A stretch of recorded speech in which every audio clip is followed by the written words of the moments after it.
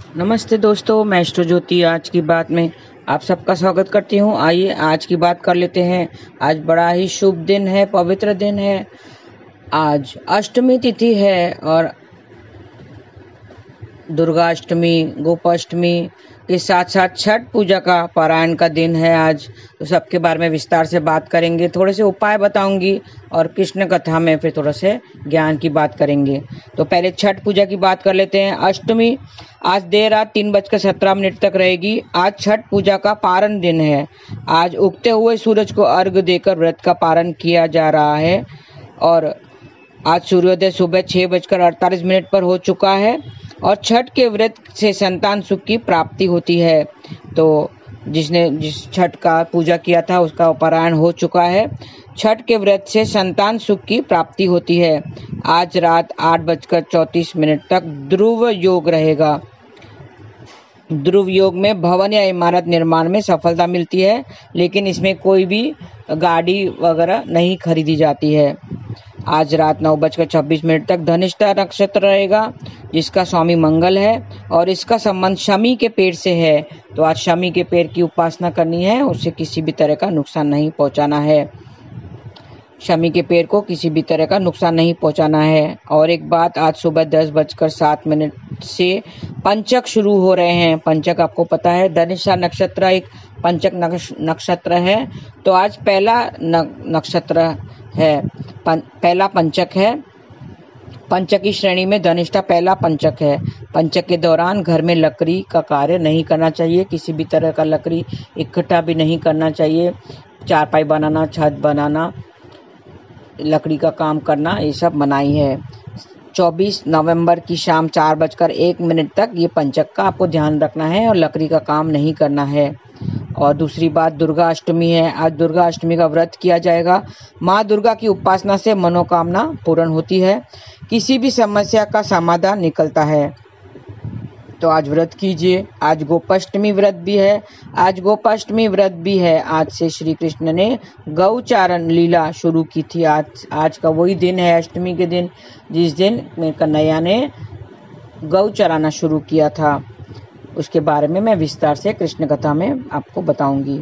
आज शाम 4:20 तक भद्रा रहेगी, अशुभ भद्रा, पृथ्वीलोक की भद्रा है आज, ध्यान रखें।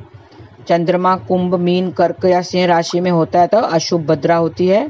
तो आज सुबह 10:07 तक चंद्रमा मकर राशि में रहेगा। उसके बाद में वो अशुभ भद्रा लगेगी। 10:07 के बाद अशुभ भद्रा लगेगी। अशुभ भद्रा में शुभ काम करने की मनाही है, तो कोई भी शुभ काम आज नहीं करना है।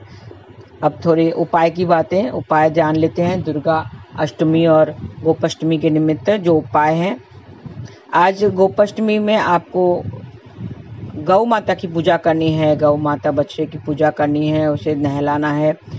आप हल्दी के पानी से नहला सकते हैं, दूध से नहला सकते हैं। उसको नहलाकर साफ सुथरा करके उन्हें नहा धुलाकर उसमें वस्त्र चढ़ाइए, चुनरी चढ़ाइए और भोग लगाइए। कोई मीठे का भोग लगा सकते हैं, खीर बना के उनको खिला सकते हैं। इस तरह से आप घर में भी गोपाष्टमी की पूजा कर सकते हैं। नहीं तो आपको गौशाला जाकर उन्हें कुछ खिला के, मीठा खिला के आइए, गुड़ खिला के आइए, खीर बनाकर खिला के आइए। तो ये थी गोपाष्टमी की बातें। अब धन की बढ़ोतरी के लिए 1 हल्दी और 5 सफ़ेद कौरियाँ लेनी है। कौरियाँ गाय के माथे से स्पर्श करवानी है। अगर धन की बढ़ोतरी चाहिए तो आज कौरियाँ गाय के माथे से स्पर्श कराएं और आज गाय माता को रौली का तिलक भी लगाएं। रौली तिलक लगाकर उनकी पूजा आराधना करनी है। रोटी पर थोड़ी सी खीर रखकर खिला दें तो परिवार में खुशहाली आएगी। और मंत्र जाप करना है, सर्व मंगल मांगल्ये शिवे सर्वार्थ साधके शरणे त्र्यंबके गौरी नारायणी नमोस्तुते। ऐसा आपको मंत्र जाप करना है और गाय को कुछ मीठा खिलाना है। आज के दिन साफ सुथरे कपड़े पहनकर गाय माता की पूजा करें। हल्दी का तिलक लगाएं, धूप दीप से पूजा करें। हाथ जोड़कर गौ माता को प्रणाम करें। गौ माता को पुष्पों की माला भी अर्पित करें तो आपकी सेहत बेहतर होगी। उबले हुए चावल में मीठा मिलाकर खिलाएं। हाथ जोड़कर गौ माता को प्रणाम करें तो आपका स्वास्थ्य बेहतर रहेगा। तो आपके धन दान की वृद्धि के लिए, स्वास्थ्य ठीक रखने के लिए, आपका स्वास्थ्य बेहतर रखने के लिए उन्हें गौ माता को हाथ जोड़कर प्रणाम करें, उन्हें नहा धुलाकर पानी पिलाएं और उन्हें पूजा वगैरह करें, धूप दीप करें। आज गौ माता का श्रृंगार कर रौली का तिलक लगाना है तो सुख समृद्धि बढ़ेगी। चुनरी चढ़ाएं, उनके चरणों में फूल अर्पित करें, उबले हुए चने का प्रसाद खिलाएं और आरती करें। आज इस तरह से आपको गौ माता की पूजा करनी है, गोपाष्टमी का व्रत रखना है, तो इससे सुख समृद्धि बढ़ेगी। आज गाय को हरा चारा भी खिलाना है, जीवन में खुशहाली आ जाएगी। मिट्टी को अपने बच्चों के माथे पर लगाना चाहिए।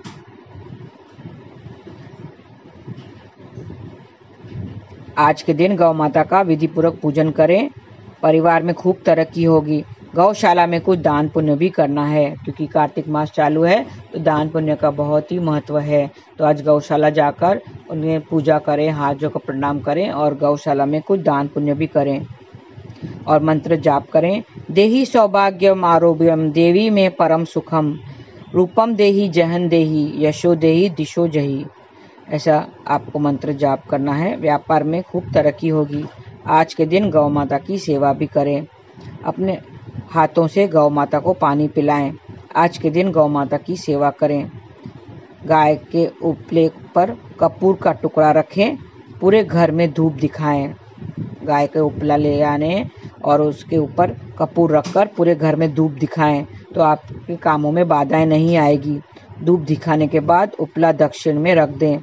आज किसी ग्वाले को आदर के साथ कपड़े भेंट करें, तो आपका प्रेम भाव बढ़ेगा।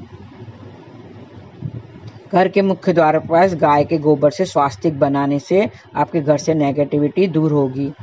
गौ माता के चारों ओर 7 बार परिक्रमा लगाने से यात्रा में सफलता मिलेगी।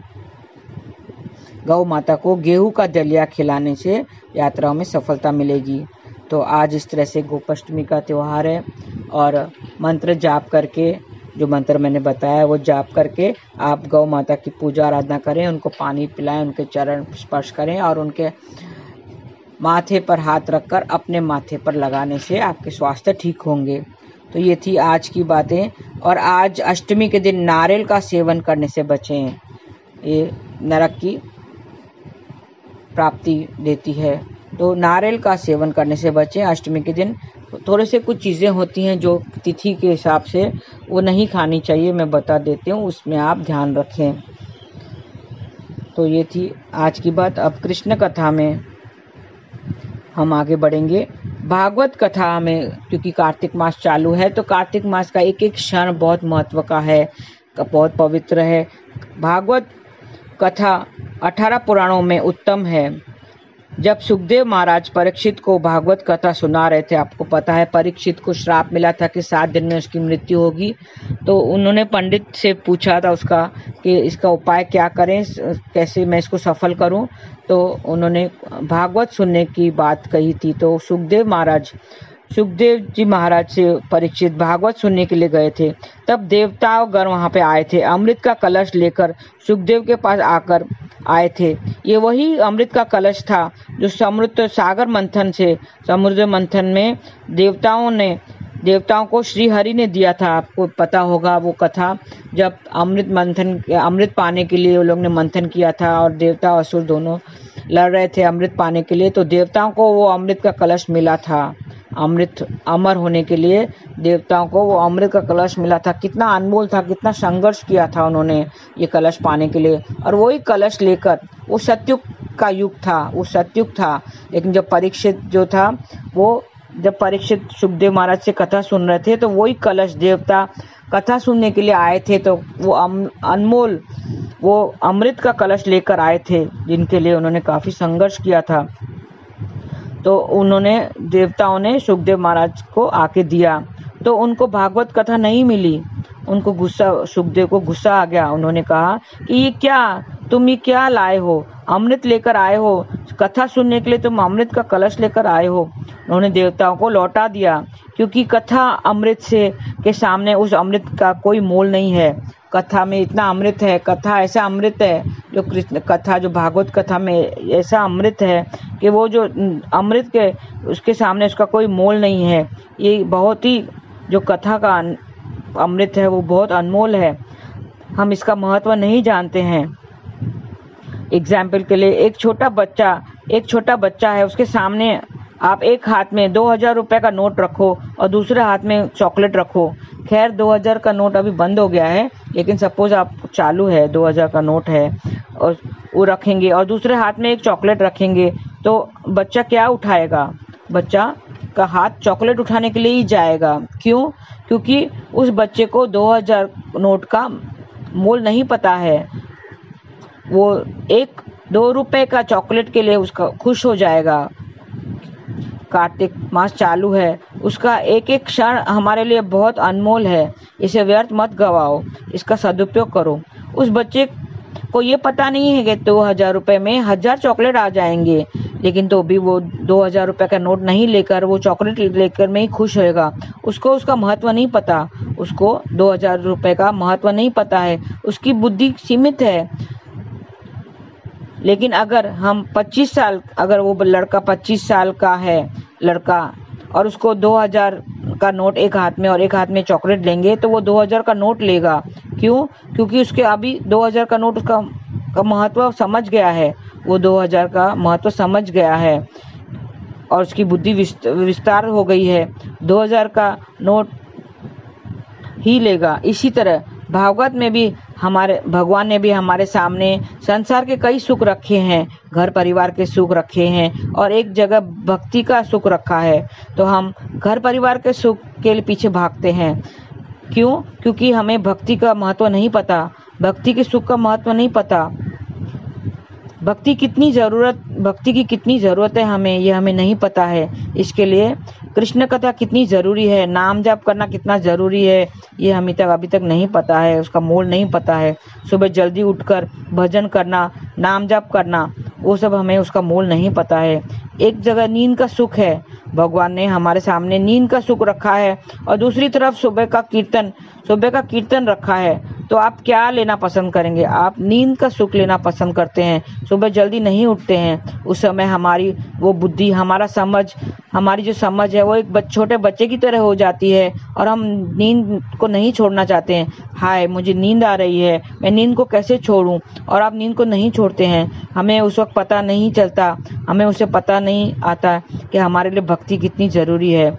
अगर नींद का सुख लेना चाहते हैं तो भक्ति का सुख छूट जाएगा और हमारी बुद्धि उस बच्चे की तरह सीमित हो जाती है और हम नहीं जानते हैं कि भक्ति का सुख हमारे लिए कितना जरूरी है।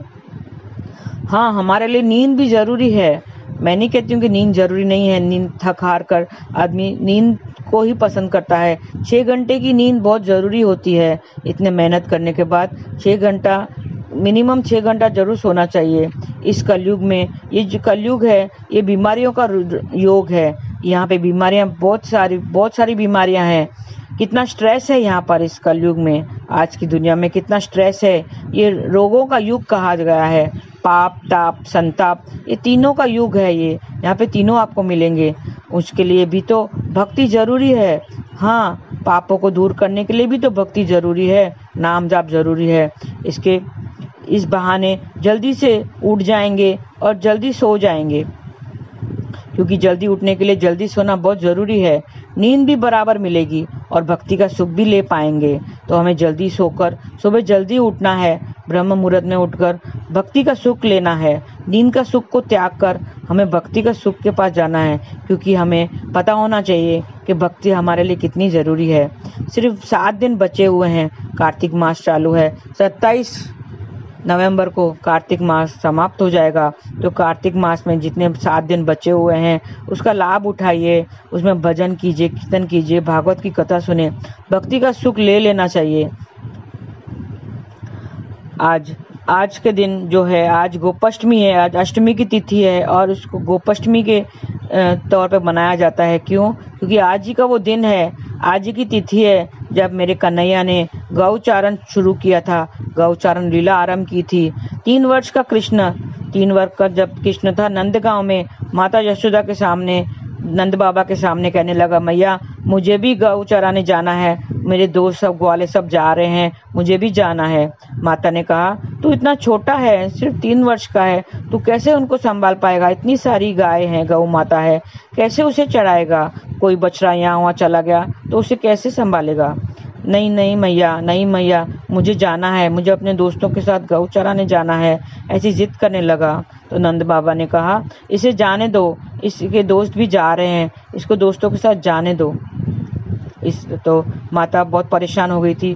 माता नहीं मान रही थी, लेकिन नंद बाबा के बार बार कहने पर उन्होंने उसको आज ही के दिन, आज अष्टमी के दिन उसने कन्हैया को जाने दिया। और कन्हैया ने गौ चराने का आज ही के दिन सब गौ माता को लेकर चराने गए थे। तो वो आज ही का शुभ दिन था। तो हमें भी गौ माता की पूजन श्रृंगार करना चाहिए, विधि वक्त उसको पूजन करना चाहिए, उसको चुनरी चढ़ाना चाहिए और उन्हें भोग लगाना चाहिए, मीठा कुछ खिलाना चाहिए, क्योंकि आज की वो पवित्र तिथि है। आज ही के दिन मेरे कन्हैया ने गौ चरण शुरू किया था, गौ माता को चढ़ाने लेके गए थे। तो आज व्रत रखिए और गौ माता की पूजा कीजिए, हाथ जोड़कर प्रणाम कीजिए, तो आपके सारे सब दुख दूर हो जाएंगे और घर सुख समृद्धि से भर जाएगा। तो आप नाम जाप करते रहिए, क्योंकि भक्ति का सुख लेना बहुत ज़रूरी है। उसका महत्व आपको समझ में आएगा जब आप भक्ति करना शुरू करेंगे, नाम जाप करना शुरू करेंगे।